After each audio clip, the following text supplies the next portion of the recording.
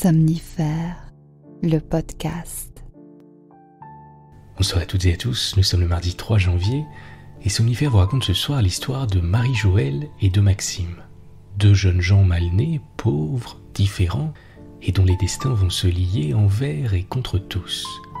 C'est un conte moderne d'Honoré de Beaugrand intitulé Macloun. Je vous souhaite une excellente nuit et maintenant place à notre séance de relaxation.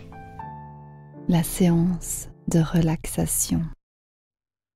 On va commencer ce soir par prendre ensemble un moment pour rassembler tout ce qui relève du travail, des appréhensions, des craintes du quotidien et placer tout cela dans un tiroir de notre esprit que l'on va fermer à double tour jusqu'à demain.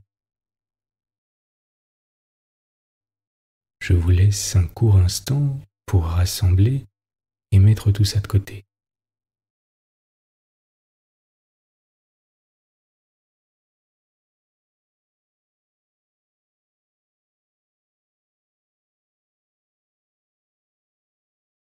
Je vous invite à prendre une grande inspiration, la plus grande que vous ayez prise aujourd'hui, et à relâcher à l'expire toutes les tensions et les émotions indésirables.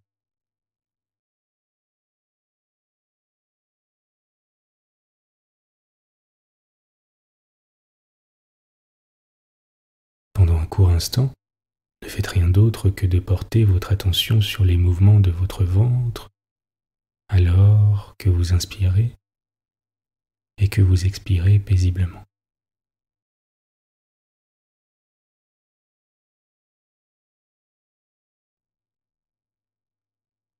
Prenez un moment à présent pour visualiser la version de vous-même qui serait la plus calme et la plus sereine.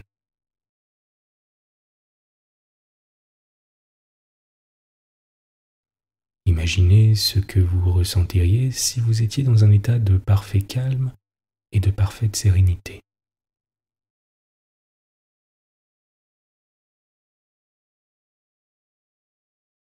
Quelles seraient vos émotions? Les traits de votre visage, détendus, radieux.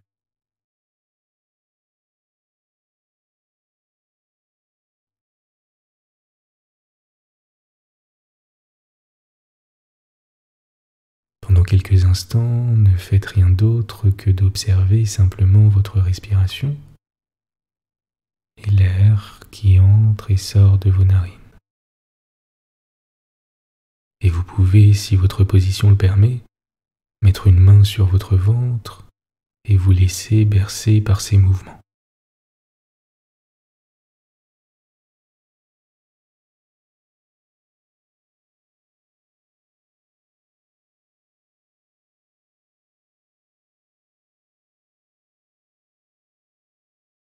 Faites en sorte, comme d'habitude, de vous assurer que vos muscles sont parfaitement détendus,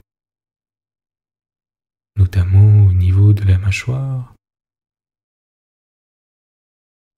de la langue et des épaules.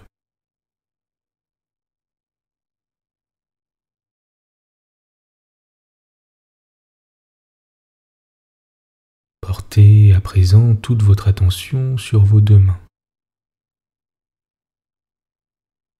et observez simplement vos sensations pendant quelques instants.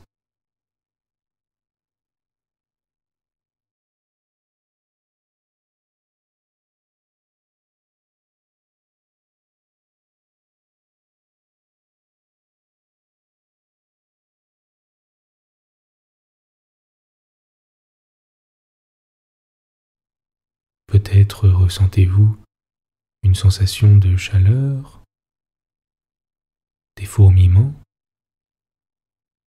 des picotements.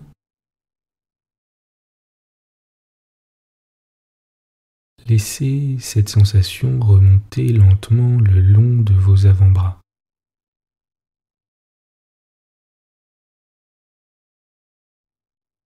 Jusqu'à vos épaules, votre nuque,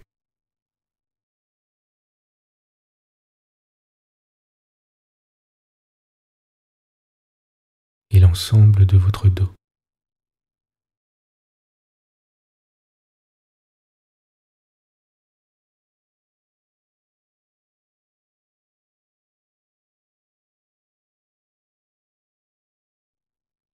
Laissez à présent cette sensation circuler où vous le souhaitez.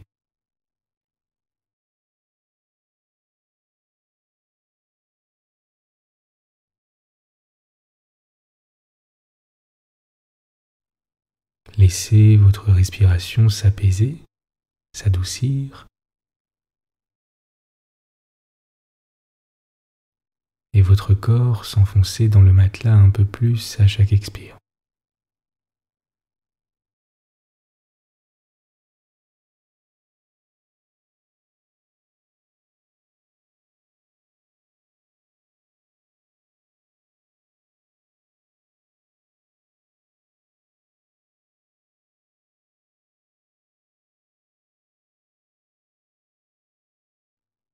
Continuez d'observer vos sensations.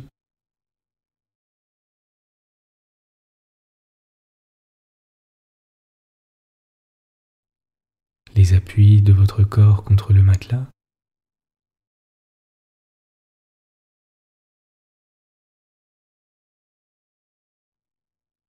La température de l'air à l'inspire et à l'expire.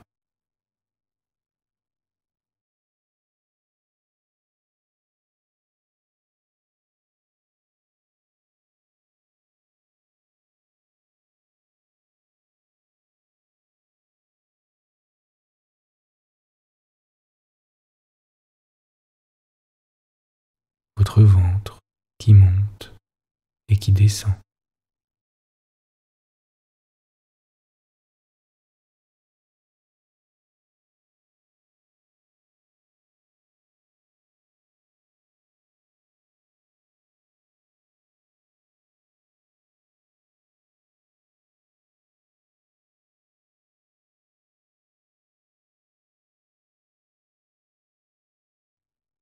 Vous êtes calme et détendu.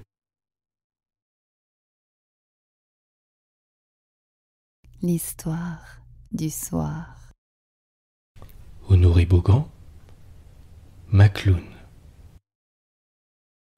Bien qu'on lui eût donné au baptême le prénom de Maxime, tout le monde au village l'appelait Macloun. Et tout cela parce que sa mère, Marie Gallien, avait un défaut d'articulation qui l'empêchait de prononcer distinctement son nom. Elle disait Macloun au lieu de Maxime, et les villageois l'appelaient comme sa mère. C'était un pauvre hère qui était né et qui avait grandi dans la plus profonde et dans la plus respectable misère. Son père était un brave batelier qui s'était noyé alors que Macloun était encore au berceau. Et la mère avait réussi tant bien que mal, en allant en journée à droite et à gauche, à traîner une pénible existence et à réchapper la vie de son enfant. Macloun était né rachitique, mais il avait vécu et grandi, en dépit des prédictions de toutes les commères des alentours. Le pauvre garçon était un monstre de laideur. Mal fait au possible, il avait un pauvre corps malingre, auquel se trouvaient tant bien que mal attachés de longs bras et de longues jambes grêles, qui se terminaient par des pieds et des mains qui n'avaient guère semblance humaine. Il était bancal, boiteux, tortu bossu, comme on dit dans nos campagnes. La nature avait oublié de le doter d'un menton, et deux longues dents jaunâtres sortaient d'un petit trou circulaire qui lui tenait lieu de bouche. Il ne pouvait pas mâcher ses aliments, et c'était une curiosité que de le voir manger. Son langage se composait de phrases incohérentes et de sons inarticulés qui l'accompagnaient d'une pantomime très expressive. Et il parvenait assez facilement à se faire comprendre des autres, même de ceux qui l'entendaient pour la première fois. En dépit de cette laideur vraiment repoussante et de cette difficulté de langage, Macloun était adoré par sa mère et aimé de tous les villageois.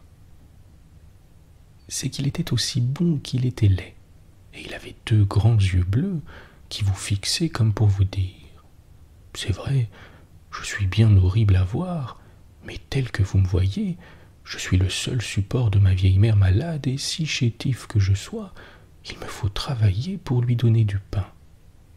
Et pas un gamin, même les plus méchants, aurait osé se moquer de sa laideur ou abuser de sa faiblesse. Et puis on le prenait en pitié, parce que l'on disait au village qu'une sauvagesse avait jeté un sort à Marie Gallien quelques mois avant la naissance de Macloune. Cette sauvagesse était une faiseuse de paniers qui courait les campagnes et qui s'enivrait dès qu'elle avait pu amasser assez d'argent pour s'acheter une bouteille de whisky. Et c'était alors une orgie qui restait à jamais gravée dans la mémoire de ceux qui en étaient témoins. La malheureuse courait par les rues en poussant des cris de bête fauve et en s'arrachant les cheveux. C'est dans une de ces occasions que la sauvagesse avait voulu forcer la porte de la maisonnette de Marie Gallien et qu'elle avait maudit la pauvre femme, à demi morte de peur, qui avait refusé de la laisser rentrer chez elle. Et l'on croyait généralement au village que c'était la malédiction de la sauvagesse qui était la cause de la laideur de ce pauvre Macloune. On disait aussi, mais sans l'affirmer catégoriquement, qu'un quêteux de Saint-Michel de Yamaska, qui avait la réputation d'être un peu sorcier, avait jeté un autre sort à Marie Gallien parce que la pauvre femme n'avait pu lui faire l'aumône. Elle était elle-même dans la plus grande misère pendant ses relevailles après la naissance de son enfant. Macloune avait grandi en travaillant, se rendant utile lorsqu'il le pouvait, et toujours prêt à rendre service, à faire une commission ou à prêter la main lorsque l'occasion se présentait. Il n'avait jamais été à l'école, et ce n'est que très tard, à l'âge de 13 ou 14 ans, que le curé du village lui avait permis de faire sa première communion. Bien qu'il ne fût pas ce que l'on appelle un simple d'esprit, il avait poussé un peu à la diable, et son intelligence, qui n'était pas très vive, n'avait jamais été cultivée. Macloune avait développé de bonne heure un penchant pour le commerce et le brocantage. Il n'y eut plus de misère dans la petite famille à dater de cette époque. Mais le pauvre garçon avait compté sans la maladie, qui commença à s'attaquer à son pauvre corps, déjà si faible et si cruellement éprouvé. Pendant la saison des fraises, des framboises et des bleuets, il avait organisé un petit commerce de gros qui lui rapportait d'assez beaux bénéfices. Il achetait ses fruits des villageois pour aller les revendre sur les marchés de Montréal. C'est alors qu'il fit la connaissance d'une pauvre fille qui lui apportait ses bleuets de la rive opposée du fleuve où elle habitait, dans la concession de la Petite Misère. La rencontre de cette fille fut toute une révélation dans l'existence du pauvre Macloune. La jeune fille, qui s'appelait Marie-Joëlle, n'était ni riche ni belle. C'était une pauvre orpheline maigre, chétive, épuisée par le travail, qu'un oncle avait recueillie par charité et que l'on faisait travailler comme une esclave en échange d'une maigre pitance et de vêtements de rebut qui suffisaient à peine pour la couvrir décemment. La pauvrette n'avait jamais porté de chaussures de sa vie, et un petit châle noir à carreaux rouges servait à lui couvrir la tête et les épaules. Le premier témoignage d'affection que lui donna Macloune fut l'achat d'une paire de souliers et d'une robe d'indienne à ramages qu'il apporta un jour de Montréal et qu'il offrit timidement à la pauvre fille en lui disant dans son langage particulier: « Robe, mamselle, souliers, mamselle. Macloune achète ça pour vous, vous prendre. » Et Marie-Joëlle avait accepté simplement devant le regard d'inexprimable affection dont l'avait enveloppé Macloune en lui offrant son cadeau. C'était la première fois que la pauvre Marichette, comme on l'appelait toujours, se voyait l'objet d'une offrande qui ne provenait pas d'un sentiment de pitié. Elle avait compris Macloune, et sans s'occuper de sa laideur et de son baragouinage, son cœur avait été profondément touché. Et à dater de ce jour-là, Macloune et Marichette s'aimèrent comme on s'aime lorsqu'on a 18 ans, oubliant que la nature avait fait d'eux des êtres à part. Macloune, dans sa franchise et dans sa simplicité, raconta à sa mère ce qui s'était passé. et la vieille Marie Gallien trouva tout naturel que son fils eût choisi une bonne amie et qu'il pensât au mariage. Tout le village fut bientôt dans le secret, car le dimanche suivant, Macloune était parti de bonne heure dans son canot pour se rendre à la Petite Misère dans le but de prier Marichette de l'accompagner à la grande-messe à Lanoraie. Et celle-ci avait accepté sans se faire prier, trouvant la demande absolument naturelle, puisqu'elle avait accepté Macloune comme son cavalier en recevant ses cadeaux. Marichette se fit belle pour l'occasion. Elle mit sa robe à ramages et ses souliers français. Il ne lui manquait plus qu'un chapeau à plumes, comme en portaient les filles de Lanoraie, pour en faire une demoiselle à la mode. Son oncle, qui l'avait recueillie, était un pauvre diable qui se trouvait à la tête d'une nombreuse famille et qui ne demandait pas mieux que de s'en débarrasser en la mariant au premier venu. Mais autant pour lui valait Macloune qu'un autre.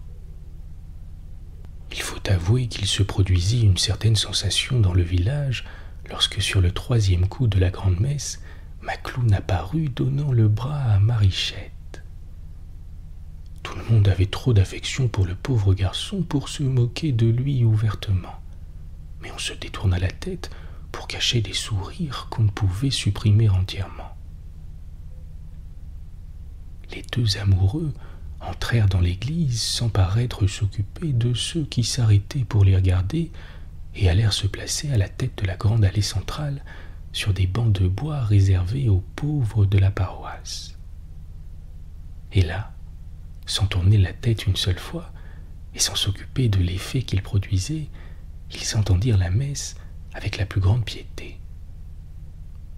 Ils sortirent de même qu'ils étaient entrés, comme s'ils eussent été seuls au monde, et ils se rendirent tranquillement à pas mesurés chez Marie Gallien, où les attendait le dîner du dimanche. Macloune a fait une blonde. Macloune va se marier.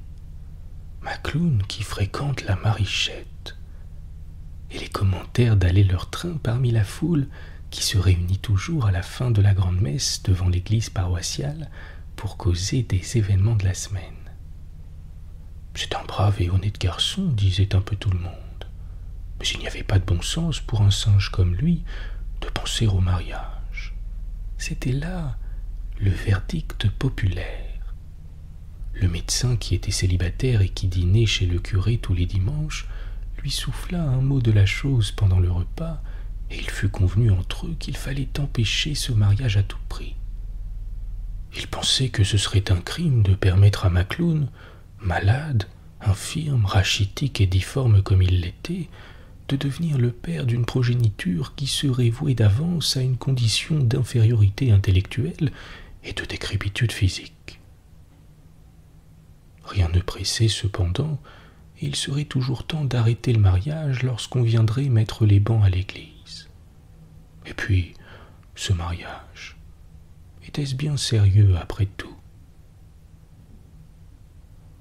Macloune, qui ne causait guère que lorsqu'il y était forcé par ses petites affaires, ignorait tous les complots que l'on tramait contre son bonheur. Il vaquait à ses occupations selon son habitude, mais chaque soir, à la faveur de l'obscurité, lorsque tout reposait au village, il montait dans son canot et traversait à la Petite Misère pour y rencontrer Marichette, qui l'attendait sur la falaise afin de l'apercevoir de plus loin. Si pauvre qu'il fût, il trouvait toujours un moyen d'apporter un petit cadeau à sa bonne amie. Un bout de ruban, un mouchoir de coton, un fruit, un bonbon qu'on lui avait donné et qu'il avait conservé, quelques fleurs sauvages qu'il avait cueillies dans les champs ou sur les bords de la grande route. Il offrait cela avec toujours le même. « Bonjour, Maïchette. Bonjour, Macloune. » Et c'était là toute leur conversation. Ils s'asseyaient sur le bord du canot que Macloune avait tiré sur la grève, et ils attendaient là, quelquefois pendant 1 heure entière, jusqu'au moment où une voix de femme se faisait entendre de la maison. Marichette. C'était la tante qui proclamait l'heure de rentrer pour se mettre au lit. Les deux amoureux se donnaient tristement la main en se regardant fixement les yeux dans les yeux, et « Bonsoir, Maïchette. Bonsoir, Macloune. » Et Marichette rentrait au logis, et Macloune retournait à l'Anorée. Les choses se passaient ainsi depuis plus d'un mois, lorsqu'un soir, Macloune arriva plus joyeux que d'habitude. « Bonjour, Maïchette. Bonjour, Macloune. » Et le pauvre infime sortit de son gousset une petite boîte en carton blanc, d'où il tira un jonc d'or bien modeste qu'il passa au doigt de la jeune fille. « Nous autres, mariés à Saint-Michel, hein, Maïchette? »« Oui, Macloune, quand tu voudras. » Et les deux pauvres déshérités se donnèrent un baiser bien chaste pour sceller leurs fiançailles. Et ce fut tout. Le mariage étant décidé pour la Saint-Michel, il n'y avait plus qu'à mettre les bans à l'église. Les parents consentaient au mariage, et il était bien inutile de voir le notaire pour le contrat, car les deux époux commenceraient la vie commune dans la misère et dans la pauvreté. Le lendemain, sur les 4 heures de relevé, Macloune mit ses habits des dimanches et se dirigea vers le presbytère, où il trouva le curé qui se promenait dans les allées de son jardin en récitant son bréviaire. « Bonjour, Maxime. » Le curé seul au village l'appelait de son véritable prénom. « Bonjour, monsieur le curé. J'apprends, Maxime, que tu as l'intention de te marier. »« Oui, monsieur le curé. Avec Marichette Joël de Contrecoeur. »« Oui, monsieur le curé. »« Il n'y faut pas penser, mon pauvre Maxime. Tu n'as pas les moyens de faire vivre une femme. Et ta pauvre mère, que deviendrait-elle sans toi pour lui donner du pain ?» Macloune, qui n'avait jamais songé qu'il pût y avoir des objections à son mariage, regarda le curé d'un air désespéré, de cet air d'un chien fidèle qui se voit cruellement frappé par son maître sans comprendre pourquoi on le maltraite ainsi. « Mais non, mon pauvre Maxime, il n'y faut pas penser. Tu es faible, maladif. Il faut remettre cela à plus tard, lorsque tu seras en âge. » Macloune, atterré, ne pouvait pas répondre. Le respect qu'il avait pour le curé l'en aurait empêché, si un sanglot qu'il ne put comprimer et qui l'étreignait à la gorge ne l'eût mis dans l'impossibilité de prononcer une seule parole. Tout ce qu'il comprenait, c'est qu'on allait l'empêcher d'épouser Marichette, et dans sa naïve crédulité, il considérait l'arrêt comme fatal. Il jeta un long regard de reproche sur celui qui sacrifiait ainsi son bonheur, et sans songer à discuter le jugement qui le frappait si cruellement, il partit en courant vers la grève, qu'il suivit pour rentrer à la maison, afin d'échapper à la curiosité des villageois qui l'auraient vu pleurer. Il se jeta dans les bras de sa mère, qui ne comprenait rien à sa peine. Le pauvre infirme sanglota ainsi pendant 1 heure, et aux questions réitérées de sa mère ne put que répondre. « Monsieur le curé veut pas moi marier Maïchette, moi mourir, maman. » Et c'est en vain que la pauvre femme, dans son langage baroque, tenta de le consoler. Elle irait elle-même voir le curé et lui expliquerait la chose. Elle ne voyait pas pourquoi on voulait empêcher son Macloune d'épouser celle qu'il aimait. Mais Macloune était inconsolable. Il ne voulut rien manger au repas du soir, et aussitôt l'obscurité venue, il prit son aviron et se dirigea vers la grève dans l'intention de traverser à la Petite Misère pour y voir Marichette. Sa mère tenta de le dissuader, car le ciel était lourd, l'air était froid, et de gros nuages roulaient à l'horizon. On allait avoir de la pluie, et peut-être du gros vent. Mais Macloune n'entendit point ou fit semblant de ne pas comprendre les objections de sa mère. Il l'embrassa tendrement en la serrant dans ses bras, et sautant dans son canot, il disparut dans la nuit sombre. Marichette l'attendait sur la rive à l'endroit ordinaire. L'obscurité l'empêcha de remarquer la figure bouleversée de son ami, et elle s'avança vers lui avec la salutation accoutumée. « Bonjour, Macloune. Bonjour, Marichette. » Et la prenant brusquement dans ses bras, il la serra violemment contre sa poitrine en balbutiant des phrases incohérentes, entrecoupées de sanglots déchirants. « Tu sais, Marichette, monsieur le curé veut pas nous autres marier. Toi pauvre, nous autres, moi laid, pour marier toi. Moi veux plus vivre, moi veux mourir. » Et la pauvre Marichette, comprenant le malheur terrible qui les frappait, mêla ses pleurs aux plaintes et aux sanglots du malheureux Macloune. Et ils se tenaient embrassés dans la nuit noire, sans s'occuper de la pluie qui commençait à tomber à torrents et du vent froid du nord qui gémissait dans les grands peupliers qui bordent la côte. Des heures entières se passèrent. La pluie tombait toujours. Le fleuve agité par la tempête était couvert d'écume, et les vagues déferlaient sur la grève en venant couvrir par intervalles les pieds des amants qui pleuraient et qui balbutiaient des lamentations plaintives en se tenant embrassés. Les pauvres enfants étaient trempés par la pluie froide, mais ils oubliaient tout dans leur désespoir. Ils n'avaient ni l'intelligence de discuter la situation, ni le courage de secouer la torpeur qui les envahissait. Ils passèrent ainsi la nuit, et ce n'est qu'aux premières lueurs du jour qu'ils se séparèrent dans une étreinte convulsive. Ils grelottaient en s'embrassant, car les pauvres haillons qui les couvraient les protégeaient à peine contre la bise du nord qui soufflait toujours en tempête. Était-ce par pressentiment ou simplement par désespoir qu'ils se dirent « Adieu, Macloune. Adieu, Marichette. » Et la pauvrette, trempée et transie jusqu'à la moelle, claquant des dents, rentra chez son oncle où l'on ne s'était pas aperçu de son absence, tandis que Macloune lançait son canot dans les roulins et se dirigeait vers la Norée. Il avait vent contraire, et il fallait toute son habileté pour empêcher la frêle embarcation d'être submergée dans les vagues. Il en eut bien pour 2 heures d'un travail incessant avant d'atteindre la rive opposée. Sa mère avait passé la nuit blanche à l'attendre dans une inquiétude mortelle. Macloune se mit au lit tout épuisé, grelottant, la figure enluminée par la fièvre, et tout ce que put faire la pauvre Marie Gallien pour réchauffer son enfant fut inutile. Le docteur, appelé vers les 9 heures du matin, déclara qu'il souffrait d'une pleurésie mortelle et qu'il fallait appeler le prêtre au plus tôt.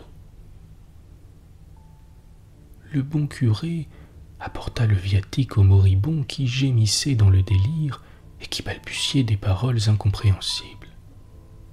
Macloune reconnut cependant le prêtre qui priait à ses côtés, et il expira en jetant sur lui un regard de reproche et d'inexprimable désespérance en murmurant le nom de Marichette. Un mois plus tard, à la Saint-Michel, le corbillard des pauvres conduisait au cimetière de Contrecœur Marichette Joël, morte de tuberculose chez son oncle de la Petite Misère. Ces 2 pauvres déshérités de la vie, du bonheur et de l'amour, n'avaient même pas eu le triste privilège de se trouver réunis dans la mort sous le même tertre, dans un coin obscur du même cimetière. Mais leur destin était d'être réunis, et comme personne ne peut s'opposer au destin, ils le sont désormais. Bonne nuit. Bonne nuit.